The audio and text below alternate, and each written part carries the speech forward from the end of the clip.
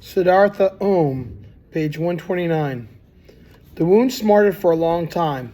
Siddhartha took many travelers across the river who had a son or daughter with them, and he could not see any of them without envy them, without thinking. So many people possess this very great happiness. Why not I? Even wicked people, thieves and robbers have children, love them and are loved by them, except me. So childishly and illogically did he now reason. So much had he become like the ordinary people. He now regarded people in a different light than he had previously. Not very clever, not very proud, and therefore all the more warm, curious, and sympathetic. When he now took the usual kind of travelers across, businessmen, soldiers, and women, they had no longer seemed alien to him as they once had. He did not understand or share their thoughts and views, but he shared with them life's urges and desires. Although he had reached a high stage of self-discipline and bore his last wound well, he now felt as if these ordinary people were his brothers. Their vanities, desires, and trivialities no longer seemed absurd to him. They had become understandable, lovable, and even worthy of respect. There was the blind love of a mother for her child, the blind foolish pride of a fond father for his only son, the blind eager strivings of a young vain woman for ornament and the admiration of men. All these little simple, foolish, but tremendously strong, vital, passionate urges and desires no longer seemed trivial to Siddhartha. For their sake he saw people live and do great things, travel, conduct wars, suffer and endure immensely, and he loved them for it. He saw life, vitality, the indestructible, and Brahman in all their desires and needs. These people were worthy of love and admiration in their blind loyalty, in their blind strength and tenacity. With the exception of one small thing, one tiny little thing, they lacked nothing that the sage and thinker had, and that was the consciousness of the unity of all life. And many times Siddhartha even doubted whether this knowledge, this thought, was of such great value, whether it was not also perhaps the childish self-flattery of thinkers who were perhaps only thinking children. The men of the world were equal to the thinkers in every respect, and were often superior to them, just as animals in their tenacious, undeviating actions in cases of necessity may often seem superior to human beings. You can answer questions 1 and 2 from page 130. Within Siddhartha, there slowly grew and ripened the knowledge of what wisdom really was, and the goal of his long seeking. It was nothing but a preparation of the soul, a capacity, a secret art of thinking, feeling, and breathing, thoughts of unity at every moment of life. This thought matured in him, slowly, and was reflected in Vasudeva's old childlike face. Harmony, knowledge of the eternal perfection of the world, and unity. But the wound still smarted. Siddhartha thought yearningly and bitterly about his son, nursed his love and feeling of tenderness for him, let the pain gnaw at him, underwent all the follies of love. The flame did not extinguish itself.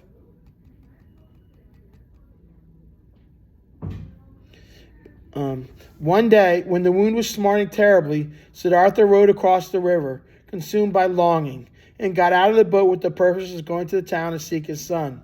The rivers flowed softly and gently. It was in the dry season, but its voice rang out strangely. It was laughing. It was distinctly laughing.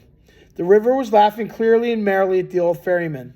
Siddhartha stood still. He bent over the water in order to hear better. He saw his face reflected in the quietly moving water, and there was something in this reflection that reminded him of something he had forgotten.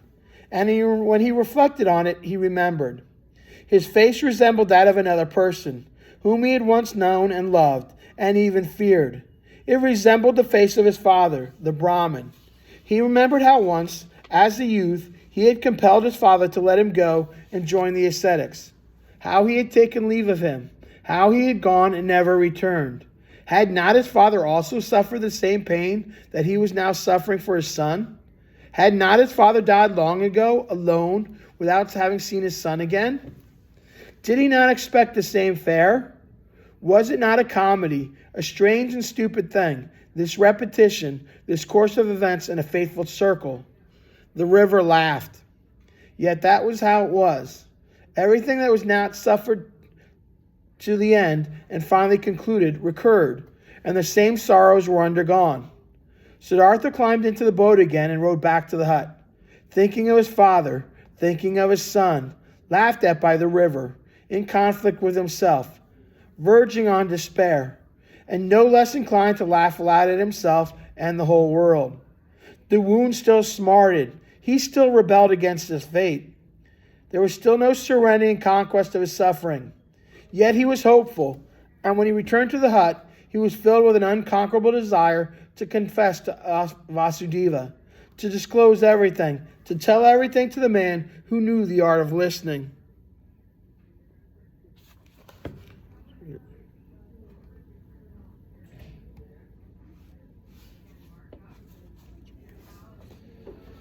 Vasudeva sat in the hut weaving a basket. He no longer worked in the ferry boat. His eyes were becoming weak, also his arms and hands, but unchanged and radiant were the happiness and the serene well-being in his face. Siddhartha sat down beside the old man and slowly began to speak. He told him now what he had never mentioned before, how he had gone to the town that time, of his smarting wound, of his envy at the sight of happy fathers, of his knowledge of the folly of such feelings, of his hopeless struggle with himself. He mentioned everything. He could tell him everything, even the most painful things. He could disclose everything. He displayed his wound, told him of the flight that day, how he had rowed across the river with the object of wandering into the town, and how the river had laughed. As he went on speaking, and Vasudeva listened to him with a serene face, Siddhartha was more keenly aware than ever of Vasudeva's attentiveness. He felt his troubles, his anxieties, and his secret hopes flow across to him, and then return again. Disclosing his wound to this listener was the same as bathing it in the river, until it became cool and one with the river. As he went on talking and confessing, Siddhartha felt more and more that this was no longer Vasudeva, no longer a man who was listening to him. He felt that this motionless listener was absorbing his confession as a tree absorbs the rain, that this motionless man was the river itself, that he was God himself, that he was eternity itself. As Siddhartha stopped thinking about himself and his wound, this recognition of the change in Vasudeva possessed him, and the more he realized it, the less strange did he find it. The more did he realize that everything was natural and in order, that Vasudeva had long ago almost always been like that, only he did not quite recognize it. Indeed, he himself was hardly different from him. He felt that he now regarded Vasudeva as the people regarded the gods, and that this could not last. Inwardly, he began to take leave of Vasudeva. In the meantime, he went on talking. When he had finished talking, Vasudeva directed his somewhat weakened glance at him. He did not speak, but his face silently radiated love and serenity, understanding and knowledge. He took Siddhartha's hand, led him to the seat on the riverbank, sat down beside him, and smiled at the river. "You have heard it laugh," he said, "but you have not heard everything. Let us listen. You will hear more." They listened. The many-voiced song of the river echoed softly. Siddhartha looked into the river and saw many pictures in the flowing water. He saw his father, lonely, mourning for his son. He saw himself, lonely, also with the bonds of longing for his faraway son. He saw his son, also lonely, the boy eagerly advancing along the burning path of life's desires, each one concentrating on his goal, each one obsessed by his goal, each one suffering. The river's voice was sorrowful. It sang with yearning and sadness, flowing toward its goal. "Do you hear?" asked Vasudeva's mute glance. Siddhartha nodded. "Listen better," whispered Vasudeva. Siddhartha tried to listen better. The picture of his father, his own picture, and the picture of his son all flowed into each other. Kamala's picture also appeared and flowed on, and the picture of Govinda and others emerged and passed on. They all became part of the river. It was the goal of all of them: yearning, desire, suffering. And the river's voice was full of longing, full of smarting woe, full of insatiable desire. The river flowed on toward its goal. Siddhartha saw the river hasten, made up of himself and his relatives and all the people he had ever seen. All the waves and water hastened, suffering, towards goals, many goals, to the waterfall, to the sea, to the current, to the ocean, and all goals were reached, and each one was succeeded by another. The water changed to vapor and rose, became rain and came down again, became spring, brook, and river, changed anew, flowed anew. But the yearning voice had altered. It still echoed sorrowfully, searchingly, but other voices accompanied it. Voices of pleasure and sorrow, good and evil voices, laughing and lamenting voices, hundreds of voices, thousands of voices. Siddhartha listened. He was now listening intently, completely absorbed, quite empty, taking in everything. He felt that he had now completely learned the art of listening. He had often heard all this before, all these numerous voices in the river, but today they sounded different. He could no longer distinguish the different voices, the merry voice from the weeping voice, the childish voice from the manly voice. They all belonged to each other. The lament of those that who yearn, the laughter of the wise, the cry of the indignation, and the groan of the dying. They were all interwoven and interlocked, entwined in 1,000 ways.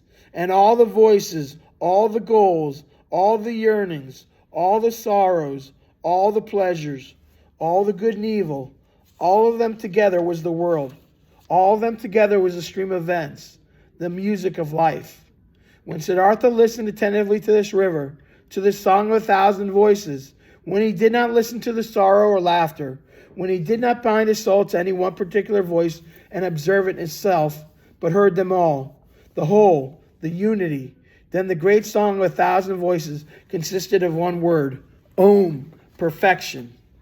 Do you hear? Asked Vasudeva's glance once again. Vasudeva's smile was radiant. It hovered brightly in all the wrinkles of his old face, as the Om hovered over all the voices of the river. His smile was radiant as he looked at his friend, and now the same smile appeared on Siddhartha's face. His wound was healing, his pain was dispersing, his self had merged into unity. From that hour, Siddhartha ceased to fight against his destiny.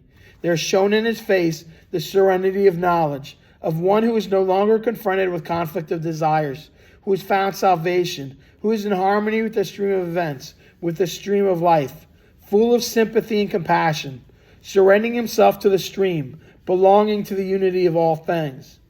As Vasudeva rose from the seat on the riverbank, when he looked into Siddhartha's eyes and saw the serenity of knowledge shining in them, he touched his shoulder gently in his kind, protective way and said, I have waited for this hour, my friend. Now that it has arrived, let me go. I have been Vasudeva, the ferryman, for a long time. Now it is over. Farewell, hut. Farewell, river. Farewell, Siddhartha. Siddhartha bowed low before the departing man. I knew it, he said softly. Are you going into the woods? Yes, I am going into the woods. I am going into the unity of all things, said Vasudeva, radiant. And so he went away. Siddhartha watched him. With great joy and gravity he watched him, saw his steps full of peace, his face glowing, his form full of light.